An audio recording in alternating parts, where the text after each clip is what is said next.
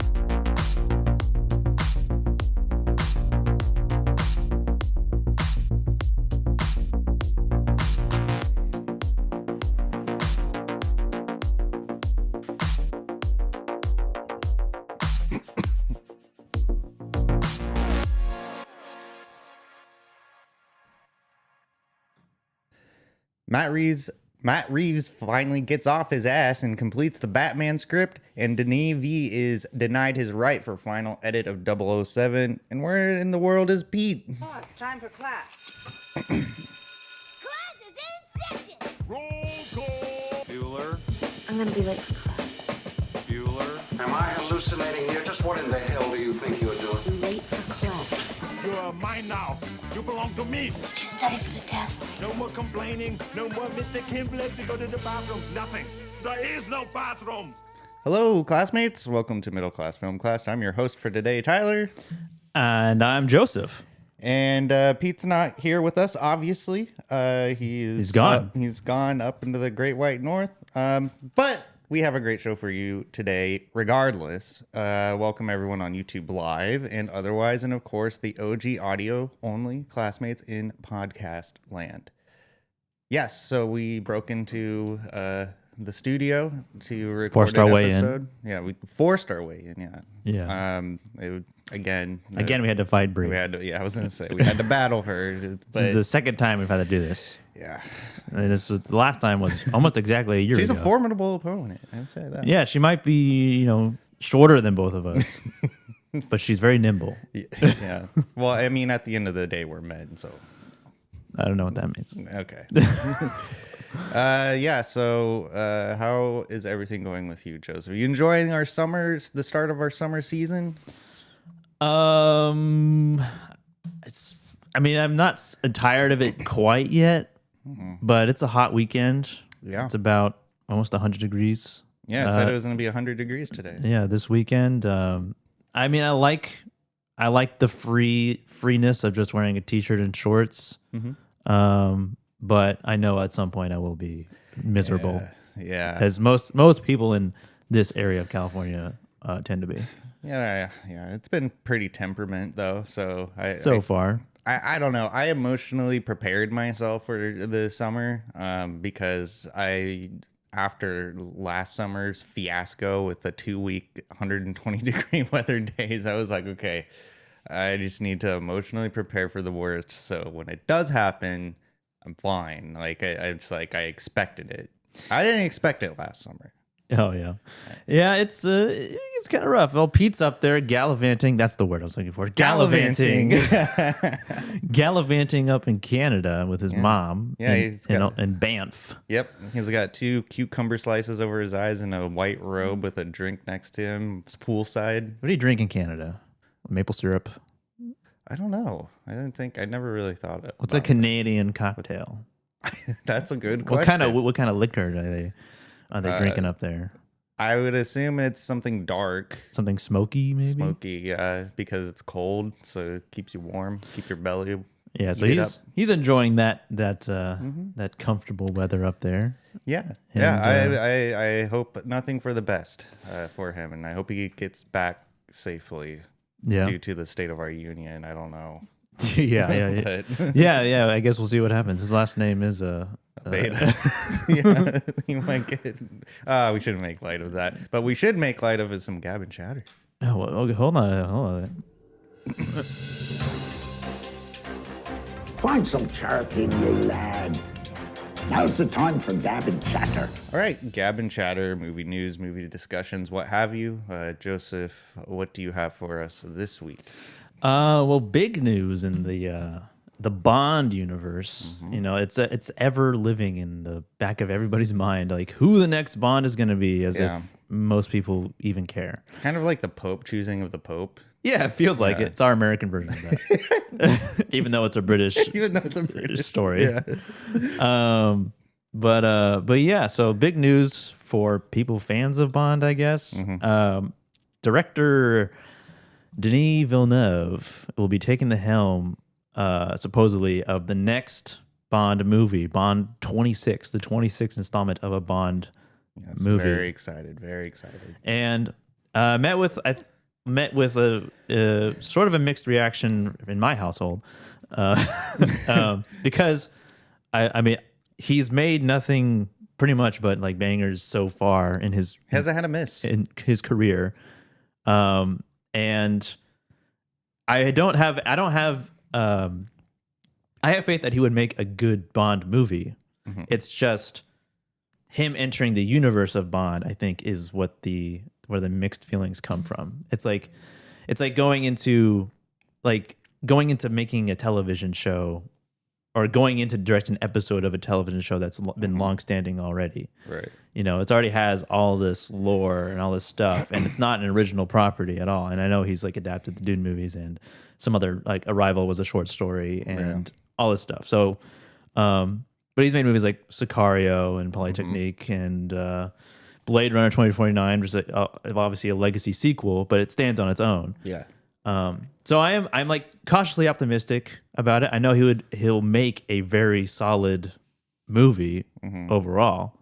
But it was like, but that's not really what I was hoping you would make next. You know, even though his next project is the second book of the Dune series. I can see where you're coming from with that being like his other project besides the Dune movie. Yeah. Yeah, I didn't really understand your perspective at first because we were having a discussion about it online, and I was thinking to myself, well, I mean, the man did Sicario, like that is an incredible movie. And it's an action movie, and I feel that he is more than capable of making a James Bond movie. Yeah. But when you put it in that way, like you just said, yeah, I can see how that could be a little bit disappointing.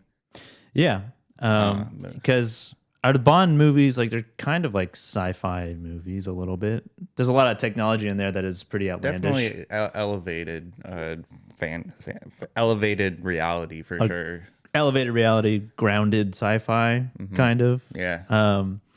So I'm excited for it, but it was just like he had like some other projects that have been mentioned, like Rendezvous with Rama, which is another sci-fi book, and then he was going to make a Cleopatra movie, Jesus, which is more of a historical story. Does the man sleep? I guess not. And he wasn't even going to make a Dune movie next. He was sort of like, I don't know, I don't want to say he was forced into that position, but it was like it felt like in a way he was sort of kind of forced into that. You know, like, well, I guess everybody really wants it, and everybody's like really high off like Dune Part 2, and like I'm also really excited about it, but like I'm taking a break right now, and like I want to focus on this other story, but I just like it's calling me back. So yeah, he's that's what he's doing. And what's interesting is that Bond is an Amazon property now. Yeah, that's right. I totally forgot about that. So it's Amazon MGM, and what I've now recently learned is that he also won't have final cut of the movie. That seems odd. And you're gonna take this visionary auteur director of Denis Villeneuve, and you're gonna strip him of the final cut. I mean, that's what, ironically, I don't know if this is ironic, but that's what happened to David Lynch in his Dune movie. Oh, that he was denied the final cut? Yeah, he was denied the final cut of his Dune movie, and that's partly the reason why it was kind of a failure. Yeah. You know, and who knows like what it would have looked like if he did have final cut, you know? Yeah. Who knows? But now we're learning that Denis Villeneuve may also not have final cut of this James Bond movie. It seems it's like you're like throwing him into the ring and then breaking his knee. Yeah. it's I mean, is it so? It's official that he's doing it though, right? It's official in a way, but there's along with the final cut thing that he doesn't have is that and the next 007 actor, whoever it is, they won't be picked until the script is finished. Okay, I mean that makes sense. So like it's not like they're going in, okay, we're gonna get this fucking guy to play 007 and you have to write a script. No, you have to write a script first. Yeah.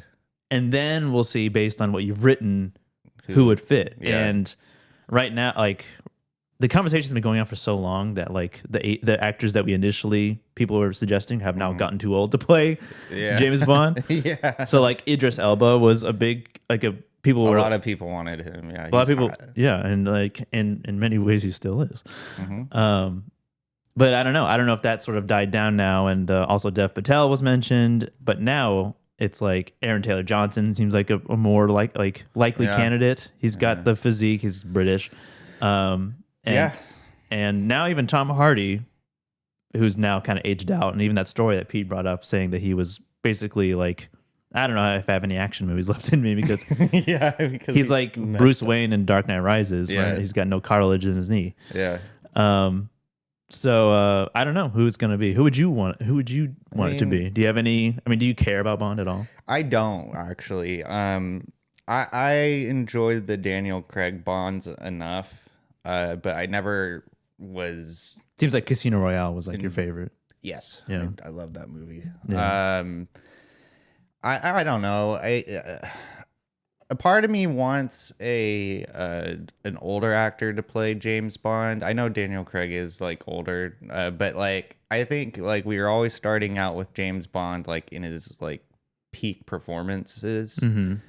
And so I'm thinking to myself, well, I'd kind of like to see like an aging out Bond, like you know, just him kind of stumbling around, like trying to pick, Senile James Bond. yeah, exactly, like him trying to pick up women, trying to be suave, and he's just like this dirty old man that can't get women anymore, can't do spy work. I think that would be an interesting take. Yeah. I don't really know any young actors at this point off the top of my head to even say who could replace him.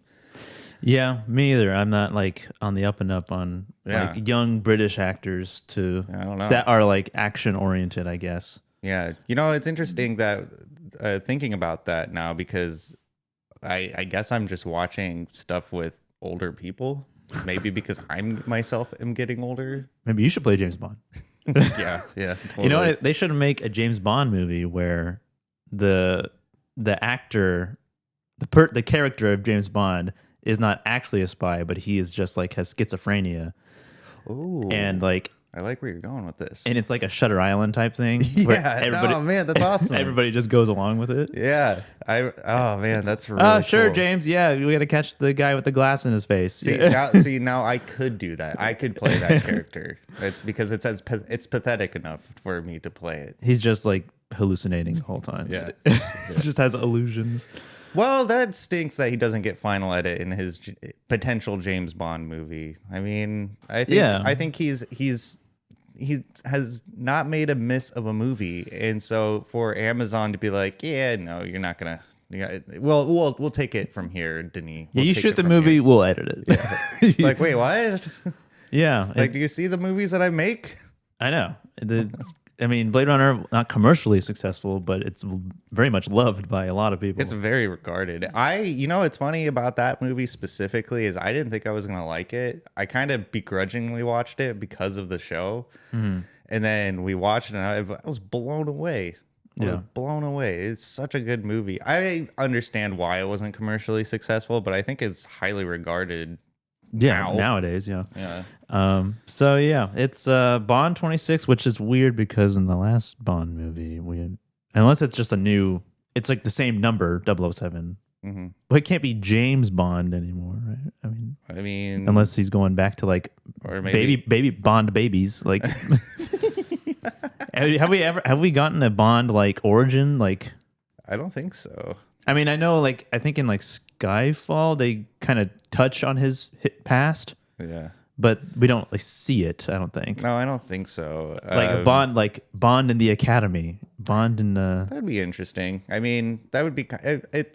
I mean, it just if there's a need for it, then yeah, that'd be kind of cool. I mean, they did it with Dexter. Origins? Dexter Origins, Yeah. which I didn't really sell me on that. but Bond Origins. Bond Origins. It would be cool to like maybe see him work up to the title 007. Yeah, That would be an interesting. he's go 001, 001, 002, 002, 003. Yeah. He's got to take. It's like Scott Pilgrim. He's got to take out the 6 of them, and then he becomes Yes. the 6 00s, and then Yeah, he becomes yeah. the 7th one. Yeah, I would be cool. I would be if they were going to do any origin story type. I would want that, like him working he's already out of the academy. He's in the field, but he's not 007 yet. And he has to work his way up, and then like the final boss is like what gets him the title of 007. Or like you said, it's just some schizophrenic guy just hallucinating his whole life as 007. Yeah, and Really love that idea. I really love that. it idea. reveals that he's just in a straitjacket the whole time. Cool. Well, that's something to look forward to, maybe. I guess. Yeah. I don't know. All right. That's all I got. Okay, cool. I mean, kind of cool, not really, but still, I like these types of conversation. Yeah, so I have my new story is that Matt Reeves he finally completed the Batman 2 script. All right.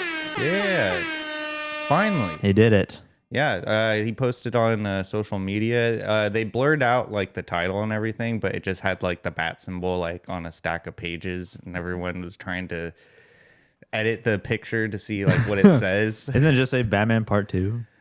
I don't know. Is there like I don't think anyone could figure it out, but I did see like online discussion of like people like trying to Photoshop it just to see like what it says, like if there's like a title or something like that. like a subtitle? Yeah. The Batman Folly Ado. Yeah.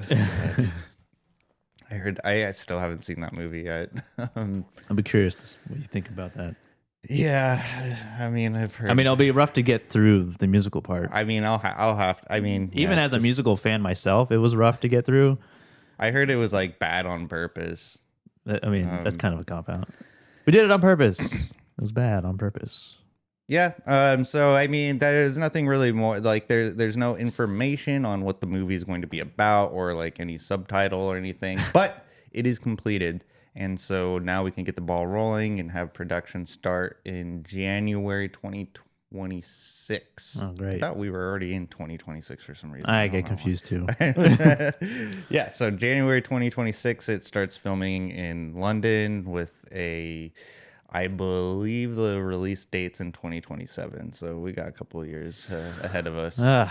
So God. I mean, the first one was we just delayed. got to stay alive. Delayed because of COVID.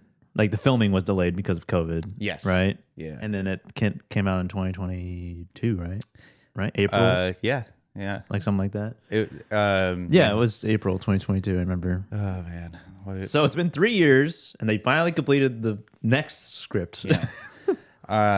Like I said last week, James Gunn was getting a little heated at an Entertainment Weekly journalist about the incessant nagging of when the Batman 2 script is. When is the Batman 2 script going to be completed? And well, it's been completed. And Yeah.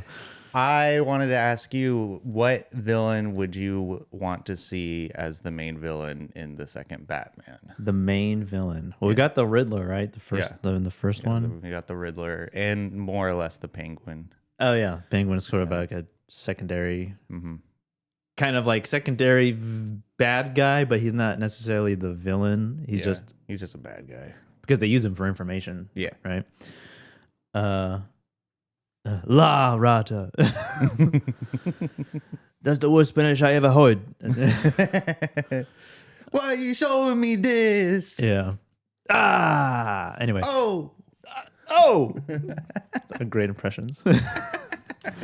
I'm the Penguin. I'm Colin Farrell as the Penguin. I'm a fat guy. Yeah. Can't you tell? That's great. I wonder if the Penguin would I don't know if he would also, I mean, because he also had his show, which he was the main character, right? So I don't know if he would again appear in, I mean, he must. I mean, he might. Yeah. Maybe it'll be Mr. Freeze. It could be. It's Mr. Freeze, right? Not Dr. Freeze? No, it's Mr. Freeze. Isn't he a doctor, though? Or just a scientist? He's a scientist. I probably think has he's a doctor. No, he's not a medical doctor. He's not like a clinical doctor. But he probably has a PhD. I'm sure he does. It's Dr. Freeze. Dr. Freeze. I didn't get that PhD for nothing. But is that what you would want? Like, would you want to see a Mr. Freeze? I don't know how you would do that without it being silly. Yeah. Poison Ivy would be cool. Yeah. I think. As a main villain, though. Yeah, as a main. I mean, we kind of got a tease of Joker at the end there, but I don't know if they should do another. Please no. Another Joker. Clayface might be kind of cool. Yeah, I think. that could work. Catwoman's not a villain, really. No, she's the love interest. Yeah. She'll probably come back, though, most likely. Yeah. Hopefully Zoe Kravitz gets some acting lessons because she wasn't that good in that movie. I don't know. I'm blanking on. We got like the main villains. Mm-hmm. Who do you think, or who would you like? Well, I would really like Scarecrow again. Oh yeah, Scarecrow. I think Scarecrow would be a fun villain. And if I can see how Mr. Freeze could come off as silly, but I think there's a way where you could probably make it work. I mean, Batman is already in an elevated sort of reality anyways, and I think He's dressed as a bat. yeah, I mean he's an insane rich man. Yeah. I really do not want to see the Joker be a main villain because this is supposed to be a trilogy. So Oh really? yeah. Oh god. So it's gonna take him 10 years to finish this. I know. this It's fucking like thing. we got a GTA 6 situation I on know. our hands. But yeah, I think Scarecrow would be probably like the natural evolution for this series. He was the main one in Batman Begins, right? Kind of like it was. Ra's al Ghul. Yeah, Ra's al Ghul was like the Part of it. Part of it too. It was like they were like both sharing like the main positions of villainy. Is that a word? I don't know. I thought it was. My word. I don't know. Yes, it is. It has to be a word. Villainry. Yeah. Let's see. Chat, is that a real word? Chat, is this real?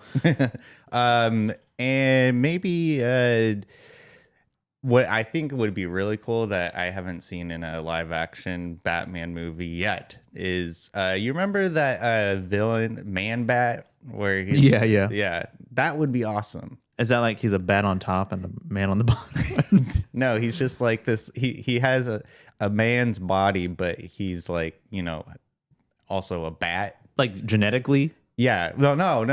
It was a horrible science experiment gone wrong. He's like a mutant. And then he gets turned into a bat, like a man bat. Right. I remember. It's in the Batman the Animated Series show. I feel like I specifically remember it from the Lego Batman games.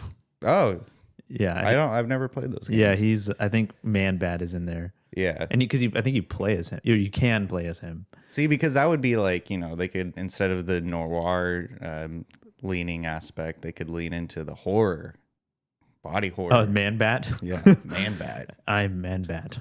Does he talk or does he like make bat noises? No, he just screeches. So he's like the Fly. Yeah, he's just like Yeah. I feel like that would be more comedic than anything. They can make it into a horror movie though. Like it'd be terrifying. Like Batman doesn't know what to do with this Man Bat. In Batman, this is for the second. Yeah, for the sequel. Yeah, I don't know. I don't know if because the Riddler didn't seem like he was completely done in his role. Well, I mean, but he's in prison. He's in Arkham, right? Yeah, he's in Arkham. I don't know what he could do. I don't know. I mean, Mr. Freeze would be cool. I don't know the extent of his abilities. He like in the movie with Arnold Schwarzenegger, he like falls into like a vat of like, nitrogen, liquid nitrogen, and then he somehow survives. He becomes really cold, and he harnesses the power of ice. Yeah, well, I mean, he makes the suit because he can't survive without being cold. Cold, yeah, that's right. Oh, it's because he was freezing his wife because she was dying, and she was freezing. He froze her until he could find a cure for whatever was ailing her. Oh, it's like Sandman. Yeah, sort of, kind of. Yeah, except with ice and not sand. Yeah, with ice. Mr. Freeze. Yeah, so yeah, we have some progression on the Batman 2, and I can't wait for that movie to come out. I just have to stay alive until it comes out. We all have to just make it through. I mean, that's really going to be my that's the theme of the year anyway. Just staying alive. Just surviving. Survive. Yeah, survive until Batman 2 and then we'll get and then we can just whatever happens. Yeah. Well, let's get into some streaming picks. Okay, give me a second here. Hold on a second. I gotta find that. All right. Movies. Wanna watch a movie? Yes, I do. Disney Plus. Oh, HBO Max. If I don't get the pick, show's over. I have grown accustomed to Hulu Plus. Amazon Prime. I like Netflix. You found the pick. All right, streaming picks, movies that we watched this week on our favorite streaming services. Joseph, what did you watch this week? I have only a couple of movies to talk about. Okay. Both solid. First one is streaming on HBO Yeah, HBO Max. And this is Heretic Oh, with Hugh Grant, Sophie Thatcher, and Chloe East, and a slight, like a really tiny role from Topher Grace. oh, And when in a type of role where you're like, is that Topher Grace? It's kind of like that. You're like, what's he doing here? Kind of a tertiary character. It's like it didn't have to be Topher Grace, but I guess he wanted he wanted to be involved. So yeah, this is Heretic. It is kind of it's like a suspenseful thriller with a little bit of horror in it involved. Religious based. Essentially, Sophie Thatcher and Chloe East play two Mormon missionaries going to specific houses that said that they were interested in learning about the Church of Latter-day Saints. Jesus Christ, Latter-day Saints. It's a Mormon movie? It's not a Mormon movie. It's just a movie about two Mormon missionaries. And they go to this house owned by Hugh Grant, and he's playing sort of a version of himself like Hugh Grant does, and like kind of charming, like witty, clever type of person. And he invites them into his house and to talk about the religion, and like they're trying to give him the good word and all that stuff. I think you've been in that situation before, right? I have, yeah. I think it played out a little differently in this movie, though. I'm sure it did. Did you trap them in your house and put them through a belief question their belief test that was risking their lives? I mean, I don't think I can air that laundry out. Oh, okay. Did you put on some clear aviators before you started talking to them? I did, yeah. It looked very creepy. It had an Argyle sweater on with the collar popping out. Yeah, the whole 9 yards. Nice. So they get in this guy's house, and he starts questioning them about their religion, and then he starts bringing up all these other belief systems and asking them about like what they thought about polygamy and Mormonism. Just going straight to that? Yeah, pretty much. All that. Okay. And then they learn that he has ulterior motives in a way. Oh. And he essentially traps them in his house. And it's weird because as soon as they enter his house, he asks them this question, which would be odd to ask somebody at all coming into your house for the first time. It was like, oh, by the way, there's metal in the walls and windows. Is that okay? That's what he asks. He asks? He asks if that's okay, that there's metal in the walls and the windows. That's odd. Yeah. Right? Because it comes back later in the story. He's like, well, I did ask you. And then he lures them. They get deeper into like his house, which feels like a maze. It feels like a cabin in the woods type situation. And he essentially tells them like, you're gonna choose one of these doors. One of them says belief, one of them says disbelief, and you're gonna make a decision. If you can leave, you have to exit to the back of the house, and you have to go through one of these two doors. And then they make a decision. They go down, and then there's like a supernatural element, sort of in a way. I don't want to give away too much, but and he's like, "You're gonna witness a miracle." Oh. And he's like speaking over like a sort of. I don't know, it's not really an intercom. It's like a pipe. Okay. He's like, "You're gonna witness a miracle." Okay. Sit at the table. But it was pretty entertaining, honestly. Like the first third of the movie, the conversation is pretty intense, and I'm like, where's this going? I'm like pretty invested, and I was expecting to be like when the turn happens, I was expecting to be like, okay, well I was expecting to be disappointed. I don't know why, but it was pretty good. Nice. I enjoyed it quite a bit. I've heard good things about this. It was pretty uncomfortable in some parts, in the dialogue between Hugh Grant and these two girls. Yeah. And you learn something about one of the girls versus another one. Like one was born into the religion and one is a convert. Okay. And so there's like some assumptions made from Hugh Grant's character about her that kind of play into the character. And if you know anything about Chekhov's gun, like that theory or that literary device, then you'll like kind of predict what's going to happen later. But it's still pretty entertaining. Good. Like there's some stuff in there that's like, whoa, this is pretty fucked up. That's on HBO Max, you said? Yeah, that's on Max right now. Nice.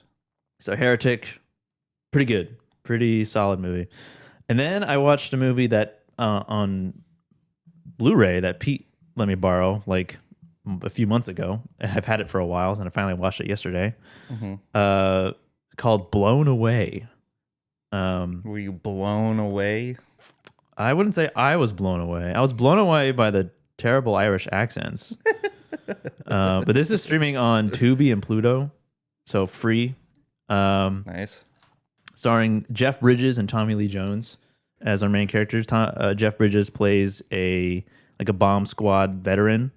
Like he's very skilled at defusing bombs. And it takes place in Boston, Massachusetts. And this is a 90s, like early 90s. It's like an underrated dad movie, like a The Fugitive or like We Are Marshals. Not We Are Marshall, U.S. Marshals. Also starring Tommy Lee Jones in both of those, I think. And Tommy Lee Jones playing a sort of Batman villain. And I know he played Two-Face, but his character is like a Ted Kaczynski, like Unabomber. He just loves bombs. He just loves bombs. He just loves bombs, and he's like very over the top, goofy, and he's Irish.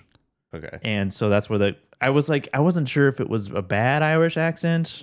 I needed someone who knows accents to tell me because it didn't sound great.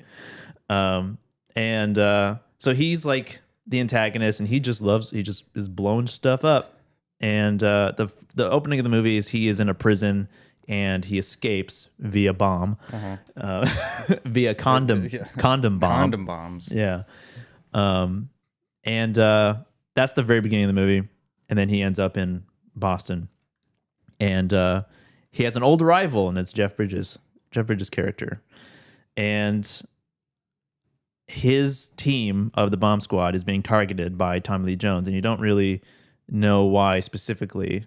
So it's sort of a detective movie. Oh, because he's trying to detect who's why this is happening. And it's pretty entertaining. There's some pretty good filmmaking in it. And there's a lot of really cool shots of like the city. There's like this really cool shot of like this Boston like skyline sunset, and there's like this like outdoor concert venue where like an orchestra plays. That's like just looks beautiful.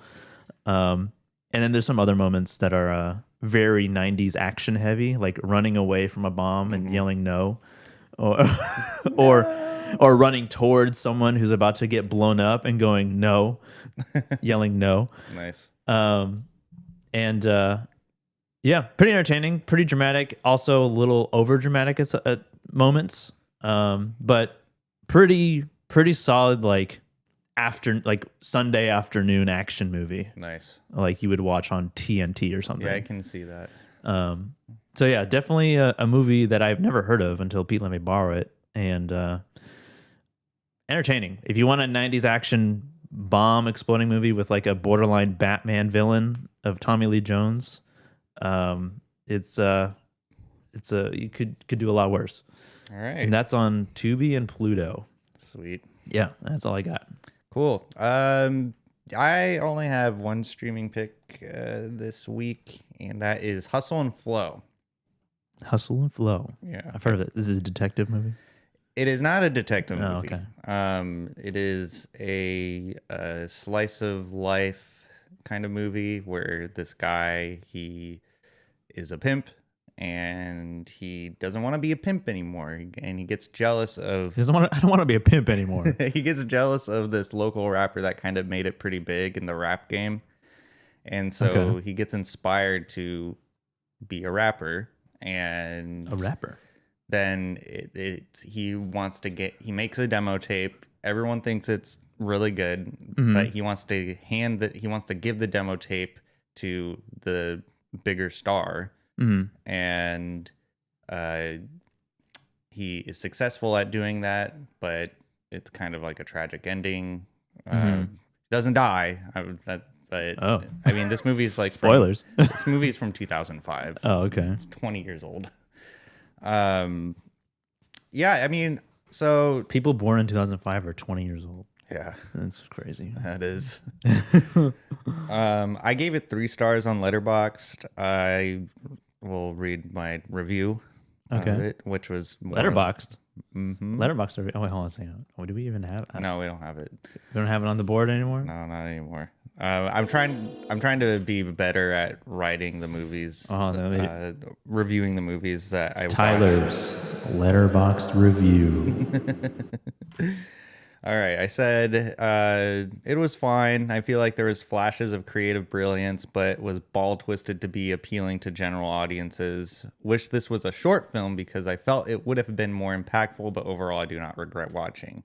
So when I say that I saw flashes of brilliance is because there's genuinely like really good scenes in this movie where it's like the right tone and drama that the story is being presented to us. But I feel like there's more fluff in the movie, as in it's a bunch of like rap music playing, like almost like glorifying like the pimp life, instead of following this guy's journey into getting out of the streets. The pimp life chose him. But the pimp life chose him. He's the chosen one. He is the chosen. Is he a good pimp? No. Oh, No, he's awful. He's bad at pimping? I mean, is there really any kind of good pimp in the world? Well, I guess define good. Like not like he's a good person, but is he good He's at more he's not a good person. He's not a good person, and he's it's hard and he's to bad at pimping. he's not bad at pimping. He's actually really good at it. He's just a bad person. It's hard to sympathize with the character, but in a way, I think that's what's really cool about this movie is that it's the shit. But yeah, rest in peace, I guess. Oh, yeah. no. I think that's what is a piece of shit. Yeah. I think that's what's really compelling about this movie is you don't sympathize with the main character. It's just good. Okay. The story is just good on its own, but at the same time, it being 2005, trying to make movies profitable, they had to like pepper in like the glorification of the ghetto and the streets. Where does it take like place? Memphis. Oh, okay. Memphis, Tennessee. Yeah. And what's interesting about the film too is it really makes you feel that humidity. Like, it's hot and sweaty. Yeah, everyone is sweating. It's just kind of like the filter they use on the camera to make this movie just it just exemplifies like just the heat. Oh, Ludacris is in this. Yeah, so Hustle and Flow, that is streaming on Tubi. Who directed this? Don't say Tyler Perry. Damn it, you beat me to it. Let me check. I actually didn't even get that far. I feel like I did know at some point, and then I just DJ Qualls is in this. Wow. Isaac Hayes, Juicy J. Yeah, there's a lot of people that if you're into rap, you would know them. This is directed by a white dude. Craig Brewer. Yeah. Who also he directed Black Snake Moan as well, and he wrote The Legend of Tarzan with Alexander Skarsgård. Yeah, I mean, with Black Snake Moan, it's the same thing. You can definitely feel that southern humidity, heat. Yeah. And so that's essentially like what this movie is. It's like it feels hot. You can feel the sweat. Yeah, I mean, it's so there is definitely flashes of brilliance, but it's a little bit few in between the movie, but I think it was, like I said, it was fine. It was a fine movie. Fine. It's funny because I thought Hustle and Flow was like a comedy. Like I thought it was like one of those like mid 2000s comedy. Oh, like Don't Be a Menace. Yeah, or something like that. Like just like a mid 2000s black comedy. And I was like, and so that's what. So when I put it on, I didn't. Again, I'm trying to avoid reading plots of the movie before I watch a movie. So this was on recommendation that I watch it, and so I just pressed play, and I was thinking like I was about to have like a funny time, and then I was sorely mistaken. Just right out of the gate, the movie just starts out with a prostitute like getting into another John's car, and I'm just like, oh, this isn't funny at all. This is not what I was expecting. Okay, I got to shift my mind set a little bit here now. I was expecting to be turned on right now. Maybe you should look at the genres, at least the genre of the movie. That's not a bad idea, but again, I don't know. I've been having a good time like going into these movies blind. And then I watched not a movie, but the new The Bear season came out on Hulu. I feel like I didn't even know there was a new season coming out. Yeah, season 4. I would say it's definitely a step up in quality in terms of season 3. Season 3 I didn't enjoy as much, but this one started out good. I'm only on the 4th episode because I can't binge watch The Bear. It's too stressful. Like it feels like I'm at work when I'm watching this movie. Like my cortisone levels go up, and I mean it's good. Don't get me wrong, it's good, but it's really heavy on the mind. It's still stressful after all these years of owning that restaurant. Yeah. Yes. That stress never ends. That's crazy. So I believe they only have one more season left until they're done with the show. And so 5th season? Yeah, I think it's only going to go 5 seasons. It seems kind of crazy that like that show started like getting really popular around like season 2.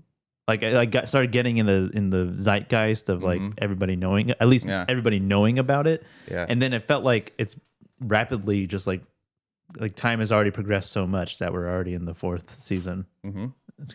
I mean, time is it's passing in front of our eyes at the speed of light. I don't know. I mean, but thank you. People like that one. So that's all I got for streaming. All right. Anything else to mention? No, Pete? anything? Yeah, Pete. Oh, you're not here. What, Pete? Why? What point is this, you know? That's him listening to this episode. Yeah. him reacting to me letting you talk about a TV show. Yeah. He's watching the stream right now, seething. Yeah, I wonder what he's doing up there. Yeah, I do too. He's walking around. Yeah. Maybe he's holding hands with his mom. Yeah, I could totally see him doing that. Well, anyways, that's it. That's it for our Gavin chatter. I can't remember the outro that he does, but if you have anything you want to tell us, send it via email, mcfcpodcast@gmail.com. And as always, you know what we say, just keep on trucking on. That's what we say every episode. You know, it's funny that I hear him say the outro every single week for the past like 3 years, and I still don't memorize. I should have asked him what it was. I know it's like we thank the Cool Ass Yard Duties, Ryan, Chris, Javier, Heather. Yeah. I think it's 4 because there's 5 total, and I think we only have 4 right now. All right, and the rest of you Patreon subscribers, and the rest of you who don't get named because you're not cool as hard. Yeah, just kidding. All right, cool. Here we go. Right, we got to find the outro music. Hold on a second. Well, thanks for listening. You can listen to this episode of just me and Tyler while Pete's up there gallivanting up in the great north with his mom, and send us an email. Yep, at middleclassfilmclass@gmail.com, and follow us on Instagram at middleclassfilmclass, and on TikTok at middleclassfilmclass, along with Twitter at podcast MCFC. All right, it's been a great time. See you next week. See, well, we're gonna review Maltese Falcon shortly, so yes, stick that's right. around. Yeah. Well, we'll see you later. See ya.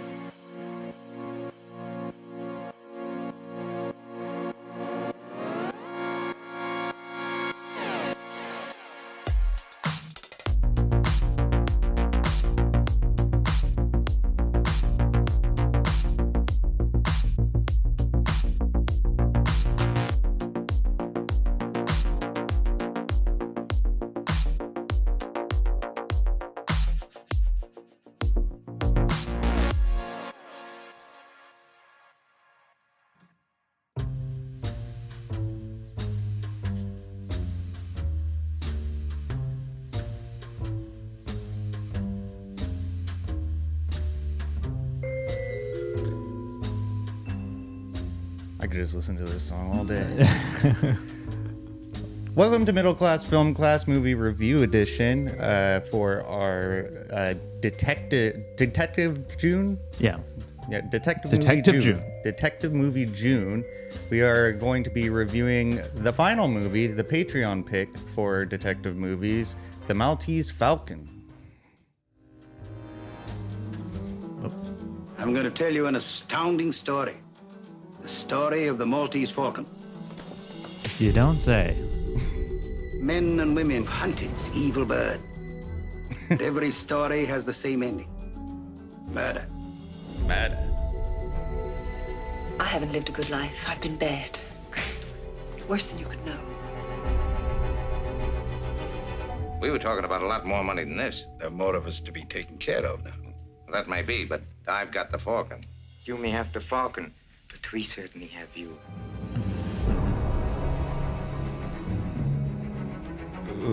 I take another riding from you, I'm gonna take. Get up and shoot it out. The police will be here any minute. Now talk. Oh, why do you accuse This isn't the time for that schoolgirl act. We're both of us sitting under the gallows.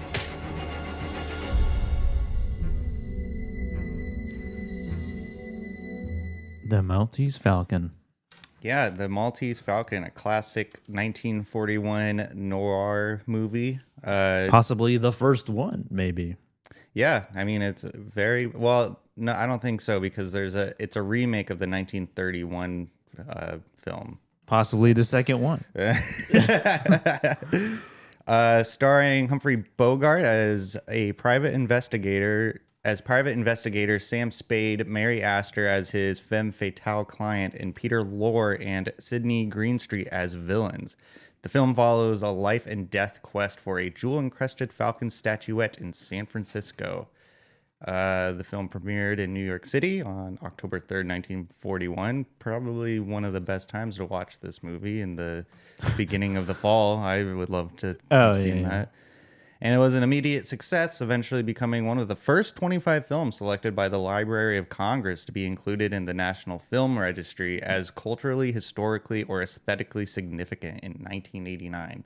So it's a pretty historical, significant film.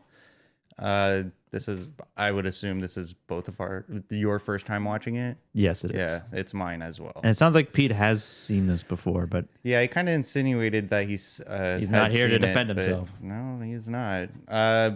So let's just get our initial thoughts out of the way. So Joseph, how did you feel about this movie after you watched it initially? Well, going into it knowing it's the oldest movie that we reviewed for this show. It is. Up until we get to pre-code movies, which I think are even older. Yeah, that's going to be possibly interesting. It's Pete's topic. So I went into it. I've heard of the movie. I've heard the name. I knew it was a noir movie, but I didn't know exactly what it was about. And the plot kind of reminded me of like an Indiana Jones type plot with like the Maltese Falcon, like this like ancient artifact. Yeah. But it's just not a action movie whatsoever. It's just a dramatic sort of mystery detective movie. And this is probably like when you watch this movie, it's like this is where you get like the way that people talk for the stereotypical. What do you think of those like retro soliloquies that they it's are like throwing out there? Yeah, you got the dame coming in asking the private dick for a case, you know, and that's what started the trope. It feels like this is like one of them that started that trope. And you know, after watching it now, present day, having seen that parodied in many different ways or paid homage to, or in different movies, even The Kid Detective in a way. From last week, you know, there's like definitely some things that it probably pulled from this movie as well and other film noirs. I could definitely see that. This is where it originated, in a way, probably with along with a bunch of other ones. And I really liked the style of the movie. I liked the aesthetic. I did like the acting. I did like Humphrey Bogart's like sort of a little transatlantic voice he was putting on. Yes, she, darling, we're gonna go solve the mystery of this goddamn falcon. I'm gonna slap you a couple times. This is Scorsese. Yeah. So I like that. I like that because it's in the context of this when this movie was made, which was crazy to think like early 1940s, late 1930s San Francisco. Yeah. And I'm like, that's like 2 hours from here. Yeah. Which was weird to see for some reason. I liked all of that. I liked the style of the movie. I did not like the substance so much of the movie. I didn't particularly care for the story. I didn't feel like it had much going on for it story-wise, or similar to how I felt about The Third Man. I just really could not give a fuck about the story. All right. Because when the end of the movie, of the story, it ends up being like, well, this didn't even really matter. Yeah. You know, it was more about just like the characters that you meet along the way.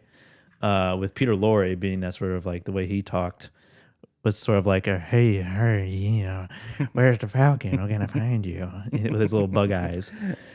He felt like an Addams Family character. Yeah. And maybe he was, I don't know, maybe he wasn't Addams Family, but it was more just about the interactions and Humphrey Bogart's way of speaking and some of the reveals, but I didn't even really care about the twists and turns of it, of anything. I just, in the beginning I was, but then once things started getting revealed, I was like, I kind of starting to care less and less about actually what's going on. Because there's a lot of talking. It's a very talk-driven movie. Like details, actions of characters that are revealed via conversation. Yeah. And not... It's literally an example of telling us and not showing us. Oh. Where nowadays it feels like... Think about that. They should... It's more like you should just show and not tell. Right. You know? Yeah. But at the same time, you could miss a lot in the plot if you're not 100% listening to what everything, what every character is saying.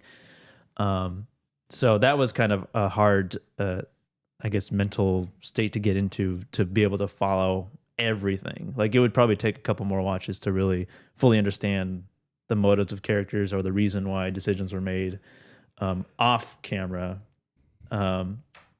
That are explained by somebody else. So overall, like I really liked the vibe, the aesthetic, the acting, the lighting. There were some really fantastic shots in this movie and lit really well. I was like more like analyzing like how they lit things in this movie. Because they're in like a room with a bunch of like small lamps, but then there's like a light streak hitting the wall, and I'm like trying to figure out like where they placed that light and like and why that light's not hitting this character, but it's just hitting the wall in just the right way so that like they're separated from the wall and they're lit with their own light. And so you're not even paying attention to the plot. You're like, how did they? Yeah, I was more invested in like the technical aspects, the technical achievement of the movie, and it looks fantastic. Like that really great black and white cinematography, and I loved it in that regard. But in story wise, I don't know, it was kind of boring. Yeah, I feel that. But yeah, Tyler, what did you think? Well, I'm in the same boat as you. I like the vibe, the style of it all. I like the old timey kind of talking going on. And it's not like making it. I wasn't laughing at it. I was laughing because I was having a good time. I was like, this is awesome. Like this is like when you think of like a detective movie, I feel like this is the movie that if you've seen or heard about this movie that you would jump to like, oh, thinking of Maltese Falcon. I thought, there isn't really a whole lot going on, and I wasn't emotionally invested in the story. I was more so invested in like how it looked. It's just weird. It's weird. Like I think that's credits due where credits due, and that is the acting. I think the acting really saved what is pretty lackluster plot. It looks great. Plus, like, you know, they capture the at the time, like San Francisco, like was kind of like a seedy place. I mean, it still kind of is more or less, but like for it being in like I think it's, I don't remember if they say what year it is, but you can infer it's like in the like 30s or 40s. You really felt like it was like this, like, you know, like seedy metropolitan area. Really like that. Yeah, the ending, actually, you know, the ending kind of disappointed me in a way because, yeah, it ultimately ended up, the whole movie didn't, like, there's no point. And so it's like all of that like violence and you know, threats just for nothing to come about it, other than that they were just trying to show it. I liked it. I don't know. I mean, I don't know if I'd watch it again, but I mean, I'm glad I did. So it's, I mean, it feels like required viewing for cinephiles. I feel like, yeah, like especially like if you're like into mystery movies or, you know, noir movies, I feel like that the Maltese Falcon should be required. I mean, it's in our damn government library, so yeah, I mean, it feels like a staple of influence for other movies in terms of maybe story, maybe technical things, and acting. Yeah, you know, the budget was astronomical. It's $375,000, and now that might not sound like a lot, but in 1941, I feel like that's a lot. Yeah, that is probably. I mean, I don't even know what that would. Hold on, we can look this up. Like we have nowadays, the technology, because that's ultra. So indie budget. Yeah. $370,000 in 1941 to now. What does that look like? To now. Oh wait, whoops. $2.5 million. Oh, you already looked it up. No, I don't know. Oh. I'm just guessing. That's my guess. Are you struggling? Yeah, I'm not as good as Pete. He's quick on this. To now. Okay, I should have put to now. Inflation. That's $8 million. Oh, okay. $8 million. So that's like having. That's still low budget. Yeah. Like nowadays. Yeah. That's crazy. So, I mean, I was a little shocked. I mean, I feel like $8 million went a long way back in the day. So I mean, they were talking in this movie like he was going to get $5,000 for the bird initially. Yeah. He was like, that's a lot of money. And then $10,000 was brought up. And then like I think like $20,000 was floated. And then it just kept going up towards the end. Yeah. And then we figured out that Maltese is from Malta. Wherever. I'm pretty sure it might say it in the opening credits. Well, they might have, but I remember in the opening credits, they were like talking about this like statue falcon, and they had like really rare gems and stuff like that. So I kind of like that they set you up in the movie that this is an object that it has a significant value, rather than jumping into the movie and being like, oh, it's just a statue. Like, what's so valuable about it? I know. And then like when the reveal is when they showed the falcon, I'm like, that's it. That's the falcon. I know. It was so disappointing. I was like, what the hell is this shit? You guys are 17 years you've been looking for this falcon. I thought it was going to be a lot bigger. You know, I mean, more majestic looking. Yeah, exactly. But it's just like literally like something you could find like at a Home Goods. Yeah, 1941. Yeah. 1941 Home Goods. I kind of wish that they didn't show it at all. Ooh, yeah. It's not a bad idea. Is it Reservoir Dogs or Pulp Fiction where they don't show what's inside the briefcase? Yeah, it's Pulp Fiction. Yeah, I wish they did like something like that. Yeah. Why couldn't they make the movie like a modern movie? Yeah, right? Jesus Christ. But I like that it was like wrapped up and you didn't see it right away.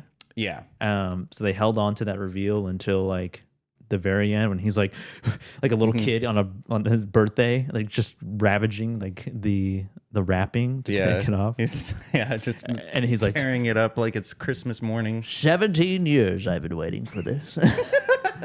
I've been on the hunt for this Maltese Falcon, and I have it in the palm of my hand. And then they do the little, like, it's lead. It's not even real. Yeah. I'm like, well, now you got lead poisoning. Yeah, well, now you got lead poisoning. There you go. Good job. Yeah, I mean, so some trivia. Let me find a good one. Let me find What's good here? Humphrey Bogart had to supply his own wardrobe. This was common practice at Warner Brothers as a way for the studio to save some money. Well, it was only what, so Warner Brothers was still cheap as they are now. $350,000 budget, and he had to supply his own wardrobe. Where'd the money go? Huh? Yeah, film stock probably. Maybe. This is also directed by John Huston, who was huge at the time and still is very popular amongst old movie lover people. John Huston also directed.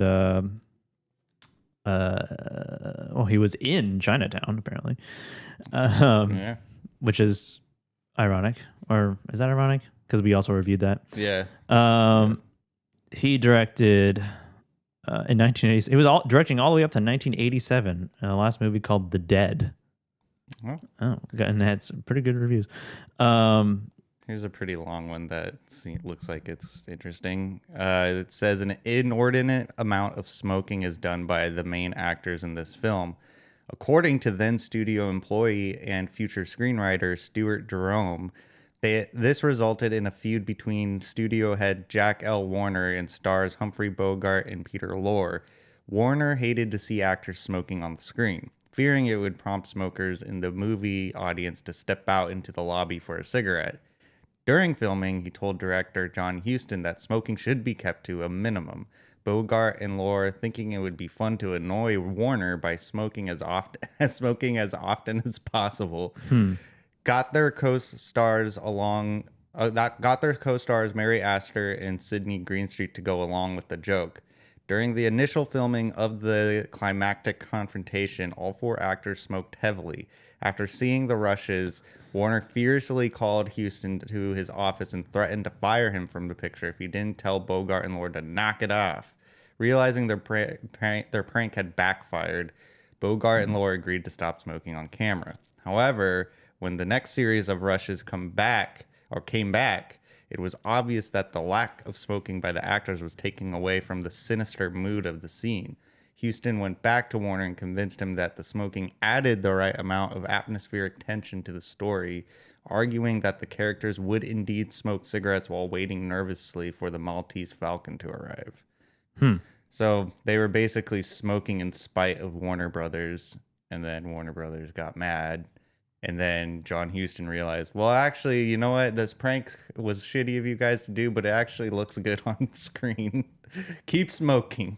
This is widely regarded, I think, as like one of the best movies of all time, in quotes. Like, you know, in the history of cinema. Yeah. I don't know where it ranks, if it's on the top, like IMDb top 250. I'm sure it's sure it is. But because it's such a classic movie, and it has classic actors. You got Humphrey Bogart, one of the most classic actor names you could think of. Humphrey Bogart. Bogart, yeah. His name was made to be an actor. And it's got like a 7.9 IMDb. I want to read some of the 1-star reviews of this movie on IMDb, because I think it's good to see what some of the people who really don't like it. I'm not like I didn't hate this movie. I liked a lot of it, but I certainly wouldn't say that it's one of my favorite movies of all time, or I would say it's one of the best movies of all time. 1 out of 10 from February 9th, 2000. Oh, wow. The most overrated movie of all time. I wonder how anyone can sit through this trash bag of a movie with eyes open. God help those who deceive themselves into thinking a movie is good because it was made before they were born. The movie involves a detective who goes around insulting women and hitting people twice his size. One would think that the writer must have been suffering from a massive inferiority complex. The plot is terrible, and many events may insult the intelligence of a 6-year-old. The way the hero outwits the cops when they visit his place, when he has that meeting with the female and that French guy. And I should confess, I fell asleep around halfway and never did get to watch the remaining part. Jesus. Nor do I ever want to watch it, considering what a ho-hum of a movie this is. This one is more recent, from 2021. Oof, 80 years later. This is so laughably bad. I know I'm just dumb, in quotes, and I just don't get it, in quotes. But it's actually terrible, and I'm not sorry. Okay. Our grandparents didn't know Richard about entertainment. Didn't know Richard. Didn't know dick about entertainment. It's okay. We just need to live with it already and stop perpetuating this lie. All right. It's odd because a movie like this will turn off a lot of people. Like old movies in general. Like even I will like going to this like 1941. But there are some genuinely entertaining movies that are really, really old. Yeah. Like, I mean, I know Charlie Chaplin's like a completely different vibe from this movie, but like, yeah, like The Great Dictator is great, and Modern Times is also really good. But obviously, those are like more comedies. Yeah.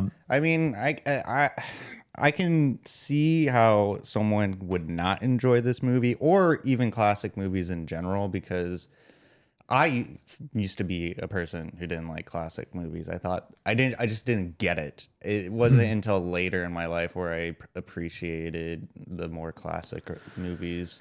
Yeah. But I mean, we live in a different time. There was this one of Deanna's like young cousins who at the time when she told me this, she was like in high school, like probably like a freshman or sophomore or something, and she told me like she's like I don't like movies where they have that grain on them. Grain, like like film grain. Oh, okay. Like I can't when a movie has that, I don't like it.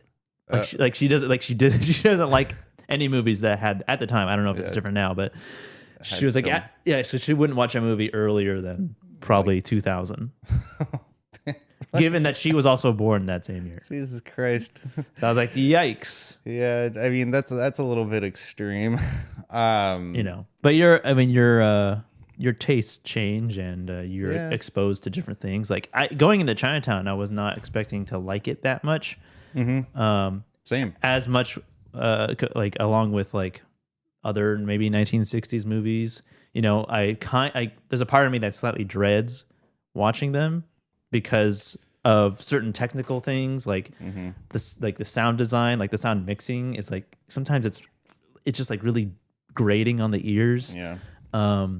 But there's some. I mean, Chinatown's a shining example of like a really solid story. Yeah. And really solid filmmaking that I can look past a lot of that.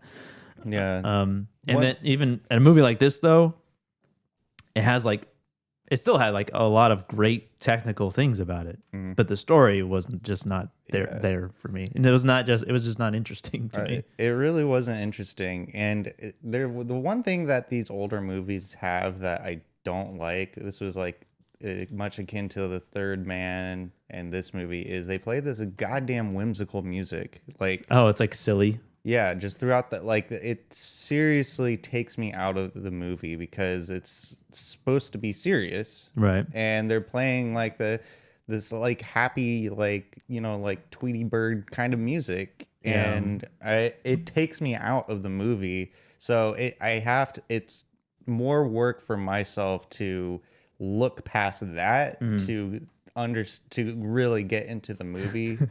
It's just yeah. I mean, because you could be like enjoying like a dramatic moment in a movie, and then this like Spanish like circus music starts playing, and it's like, what did this come from? Yeah.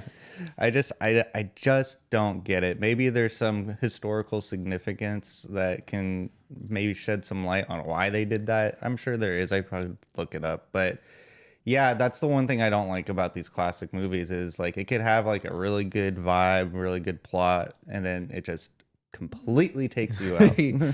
Yeah, and that's our modern brains, Yeah. where when we've been exposed to like more like I guess appropriate scores to like what's on screen. Yeah, they're definitely. And so at the time when they're making these movies or composing music for these movies, I don't know what that looked like back then.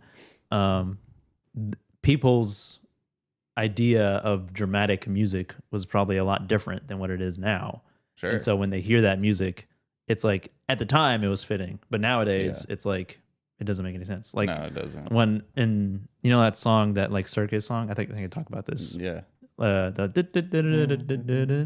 It's like the song that was like adopted by like the circus. Yeah. Is called like March of the Gladiators or something like that.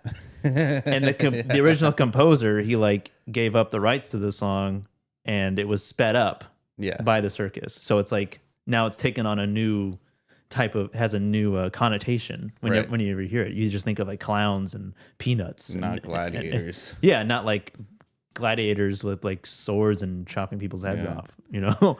So it's like completely different. Now we gotta slow it down like those Hollywood remakes where they have like the modern songs, but they slow them all down. Yeah, that's a trailer. Like boom. Yeah, they add like a bass to it. Usually trailer music. Yeah, is what it's for. Yeah. But the end of this movie, when it's uncovered, like. O'Shaughnessy or something. That's the woman. Yeah. Is revealed to be the murderer of who'd she kill? She killed his partner. Yeah. Archer. And then tried to blame it on this other guy that we never see. Yeah. Thursby. What a name. Thursby. Yeah. And like so that he would get blamed for that, and then he gets killed by that weird guy. Yeah, by the Wilmer. Yeah, I think that's Wilmer. Yeah, he's like a weird lackey for the fat guy and the other Peter Lorre's character. And when she's revealed to be that, like, because she wanted the Falcon, which ended up being fake anyway. Yeah, it was fake anyway. And then he lets her go down. Like he like Humphrey Bogart's or Sam Spade lets her like take the rap because she's the one who did it. Yeah. And then it just ends with him saying like, "I'll wait for you in 20 years if you're gonna get out in 20 years if you're a good girl in prison." And that's so weird. And it's like, so you're gonna wait 20 years for this woman who like killed your partner? Yeah, it's like, no, you're not, dude. And no, you're not. And then it just ends with her being taken away by the police, right? And by the other detectives. Yeah. And then it just ends. And Credits. The end. Yeah. One thing I didn't like about the character, the main character, what was it? God damn it. Sam Spade? Yeah, Sam Spade. I didn't like the way that the writers made him like instantly fall in love with a girl that was been shady from the get-go. Yeah. And she's like, there's this one scene where she's like, what can I give you or something like that. It's like, not money, and then just like grabs her forcibly and starts kissing on her. Yeah. That one like made me laugh because I was just like, oh my god, like, how can I pay you if not money? And then he just fucking lays it. Oh, that's what it was. Lays it on her. Yeah. Sexually assaults her. Yeah, but she was cool with it. Yeah. Like, I mean, luckily for him. Yeah, luckily for him. Although this was not like the writers of 1940. Yeah. Like, he's going around insulting women, and then they're like, oh my God, you're so hot. And then I really like how he struck Cairo like I think once or twice, and he was like knocked out for like a straight up couple minutes. I know. And then wakes up like he's like, where am I?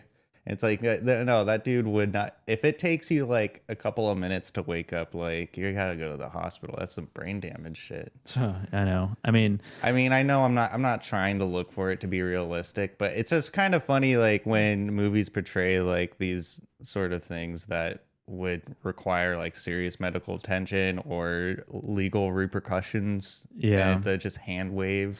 There was a moment where I think Humphrey Bogart, his character gets throat punched. Oh yeah, like somebody just throat punched, punches him right in the middle of his throat. Mm-hmm.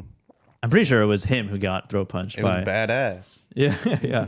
I mean, you never see a throat punch.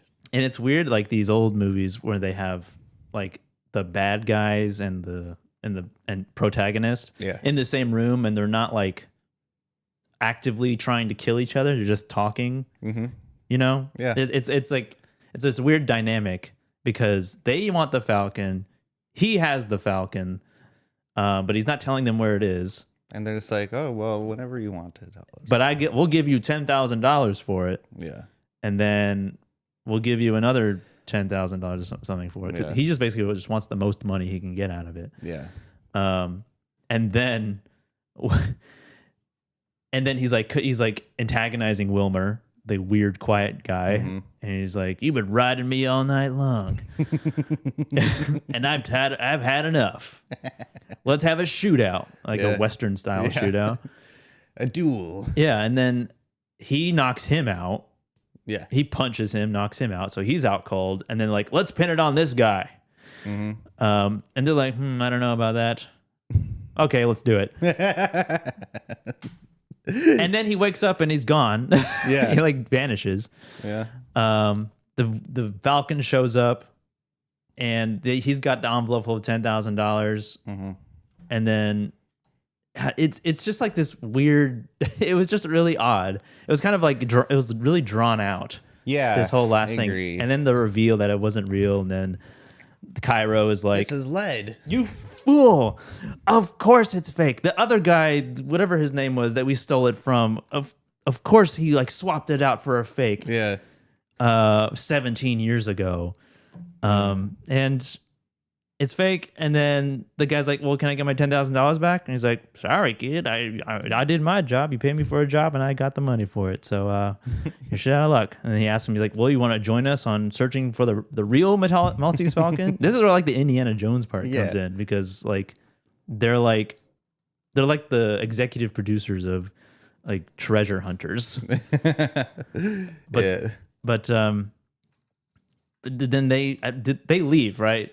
Yeah. The fat guy in Cairo. Yeah, they go on a hunt again. Yeah. for the real one, and then she takes the fall, and then he like slaps her around a little bit. Yeah, And he's like, "I'm not taking the fall for you, darling." And then it ends, and then she's in jail, and then it's over. Yeah, I mean, it's kind of hard to go as much in depth in this movie as we already have, because again, there's not really any substance to this movie. Like it looks cool. Yeah. I was trying to find like some sort of like interesting facts. There's not a whole lot. They said that the Falcon weighed 50 pounds. That's pretty intense. They made 3 of them that still exist today. Yeah. Other than that, there's not really, I'm not seeing any really technical like sort of trivia. So I think this is overall just a good movie. I mean, it's a good stylized movie, I should say. The plot is very forgettable, and I feel like it could have been really anything. I was desiring more from the plot because of how cool it looked. But yeah, it was just a lot of talking. Yeah, it's a lot of talking. Yeah, a lot of talking. Some headlines for these bad reviews are kind of funny. Oh yeah, let's continue. 1 star, wooden and cartoonish. 3 stars, snooze alert. The most overrated movie ever made. Really? Yeah. Overrated. Influential but overrated. Novel's much better. Oh yeah, that's right. It's based off a book. Bogart makes it watchable. Has to be one of the worst movies I've ever watched. The director is the main problem. And then, what's all the fuss about? No suspense, no drama, no romance, no originality. Just an average detective, beautifully photographed but lacking in punch. Okay. Talk or sleep. What? Yeah, I don't know. Yeah. So it's there are haters out there. Yeah, for sure. Yeah, I mean, I can sympathize with people who say it's overrated. I think I don't think it's overrated or underrated. I think it's like straight down the middle. Like it's rated. It's good. It is It's appropriately It rated. it is appropriately rated, and it is deserving of being in the Library of Congress. I think that's deserving just based on how it looks alone, and I think it was pretty much I think it was like the movie that like set off like that style. Yeah, it might be. It might be along. I don't know where it falls in the IMDb top 250. If it is in that, let's see. It usually says it somewhere. Yeah, maybe it's not. I don't know. Maybe it isn't. It was nominated for 3 Oscars: Best Picture nominee, Best Actor with Sidney Greenstreet, and Best Writing from John Huston. And it was a nominee in the Academy of Science Fiction, Fantasy, and Horror Films. Okay. Weird. All right, so it's Oscar nominated. Did it just say nominated? Didn't win anything? It didn't win any Oscars. Let's see, 1942 movies. It's 1941, I thought. Oh, wait. Yeah, 1941 movies. Let's see, what else came out in that year? Citizen Kane. I think that probably took all the Oscars, most likely. Yeah. Suspicion, Dumbo, the original animated Dumbo. Okay. Sullivan's Travels, Viva, I don't know. Dr. Jekyll, Mr. Hyde. Oh. The Wolfman, the original. Nice. The Devil and Daniel Webster. That sounds familiar. Ball of Fire, The Lady Eye, Manhunt. Okay. Well, you got Citizen Kane that same year, and was pretty... yeah, that's prolific. It's regarded as the best movie of all time. So, you don't like Citizen Kane, though. No, I've seen it twice, and I was bored the whole time. Yeah. But I might have to watch it again. We'll see. Anything else you wanted to mention about this?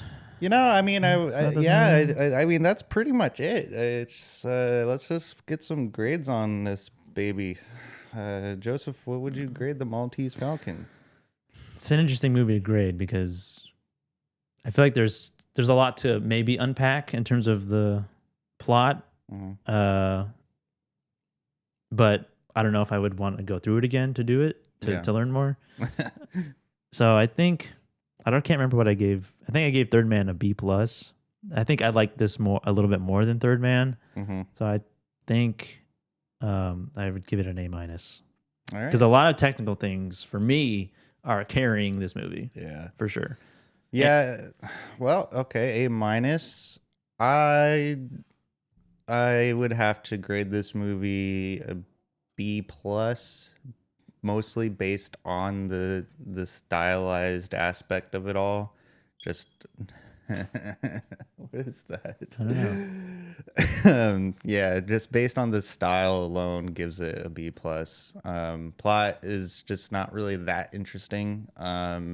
Acting is really good. It's like 3/4 of a good movie. So yeah, B+. All right. That ends Detective Movie June. That's the finale of Detective Movie June. So this is a first. Last time we recorded an episode with just me and Tyler. We just had a holdover episode. Yeah, it was like a filler. We just talked about movies that from the Wheel of Punishment. Yeah, that's what we did. And we didn't have to spin the wheel or anything. But now we did. We did an official episode without Pete. And for the first time, I think, in middle class film class history, is that I will be spinning the wheel. Yeah, that is to choose our next topic for July. And Detective June was Tyler's pick, so it is either going to be yours, the Patreon, Pete's, or mine. Yeah, and reading off the wheel, what's left is starting with the Patreon is post-apocalyptic dystopias, movies about dystopias in the post-apocalypse. 80s and 90s erotic thrillers. Those are both Patreon topics. Pre-code movies from Pete. We already did chase scenes for May. We're not doing Tyler, but his is the horror movies without the blaxploitation films for me, and the bottom 250 of the IMDb top 250. So so from 200, it can't be that bad. 201 to 250. So let's do that. Rehosts. This is the Wheel of Destiny.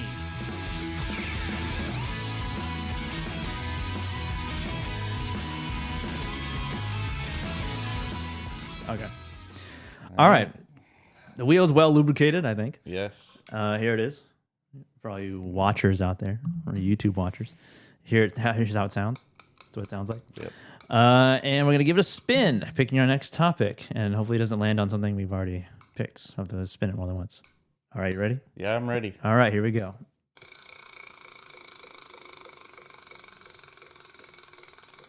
Good spin. Good spin. Very good spin.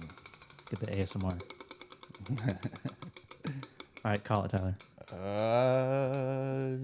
IMDb's bottom 250. Okay, the bottom 50, a movie within the bottom 50 of the top of IMDb's top 250. Yeah. All right, cool. Well, let's take a look. That would be interesting. Because there's some movies we have reviewed already in that list, and I didn't have a specific movie in mind, so let's just look. Yeah. At the IMDb top 250, and we'll just pick. We'll just pick it. You can. Well, since you can look at what you want to pick as well. Yeah, I'll come up with one next week since this is yours. Okay, so the first movie for IMDb bottom 50, top 250, right. July, starting at 201. The first one that you could pick is Jaws, rated at 8.1. Really? Yeah. That's the first one. That's 201. And then the last one is a movie called Anne and Haddon. Okay. From 2018. It's got an 8.2. All right. Interesting. Well, okay. Let's take a look. Let's just look. That's I don't know if it's not the lowest rated one, but all these are 8s and up. So they're all decent. Let's see. Iron Giant's on here. Mm-hmm. Stand By Me is on here. Rush is on here. The Passion of Joan of Arc. Hachi. That's a surprisingly good movie. Sound of Music. The Exorcist. Before Sunset. We've covered that. Did we talk about the original Exorcist? I feel like we did years ago. Yeah, we did. We had to have. We did La Haine. We did that. Yeah. Pete hates this movie, I think. The Seventh Seal. The first Pirates movie, The Terminator, Tokyo Story. These are all in the bottom 50? Yeah. The Third Man, we just talked about that last week. Rocky. Logan is above Rocky. All right. I don't understand that. I mean, they're both fantastic movies. Yeah, I know. It's hard to believe that these movies are at the bottom of the list. Yeah. I mean, number one is still Shawshank. I'm thinking let's go at number 224. Let's go to Hotel Rwanda. Oh, whoa. That's a depressing ass movie. That's what I've heard. Hotel Rwanda, directed by Terry George, starring Don Cheadle, Sophie Okonedo, Joaquin Phoenix. Oh, I had no idea. And it's based on a true event, I believe. Yeah. Hotel manager houses over 1,000 Tutsi refugees during the struggle against the Hutu militia in Rwanda, Africa. I think it's like about apartheid. Yeah, this is gonna. I've never seen in this South Africa. I've never seen this movie, but I am aware of what the movie is based off of, and that is a harrowing turn of events. Series of events. So that'll be our first one for July to kick off our. Hey, Nick Nolte, what the fuck? To kick off our summer. Yeah. This summer good time movie, Hotel Rwanda. Awesome. And then you'll have your movie. Then I'll have my movie next week, and then Pete will have his next week, and then Patreon. Start thinking if you're listening. Yeah. Of a movie that is in the top, in the bottom 50. Bottom 50 of the top 250. Yeah. And it's a little bit easier because you literally have a selection of so movies. already curated. All right. Well, anything else? I think that's it. So thank you for joining us on YouTube Live, and thank you for listening on your podcast streaming services. Send us an email. Yeah, send us an email at middleclass, or is it MCFC? MCFCpodcast@gmail.com. If you want to tell us anything, recommend us a movie, tell us how much you hate or love us. Yeah, whatever the heart desires. Send hate mail. Yeah. And thank you to our cool ass yard duties, Ryan. I don't know. Is Ryan? Okay, yeah. Or no, Ryan, Javier, Chris, and Heather. I believe. I think that's it. We have one slot open. Yeah, we do have one slot for open. cool ass yard duties. Yeah, so it could be you. Yeah, and so Patreon members, get your thinking caps on to see if what top 50 of the bottom 250. No, you got it backwards. Bottom 50. Bottom 50 of the top 250 IMDb list. Yes. All right, and then follow us on Instagram at Middle Class Film Class. That's the part that I do remember. Yes. Until next time. Thanks for listening, as always, and tune in next week when we talk about Hotel Rwanda. All right. All right. Have a good day. No. Oh, wait, what? Social medias. We already did that, I thought. No, you didn't. Yeah, I just said it. Okay, follow us on Middle Class Film Class, or follow us on Instagram at Middle Class Film Class. I'm getting so flustered. And on TikTok, Middle Class Film Class, as well as Twitter at Podcast MCFC. All right, we will see you next week. And we will see you next week. Bye. Bye.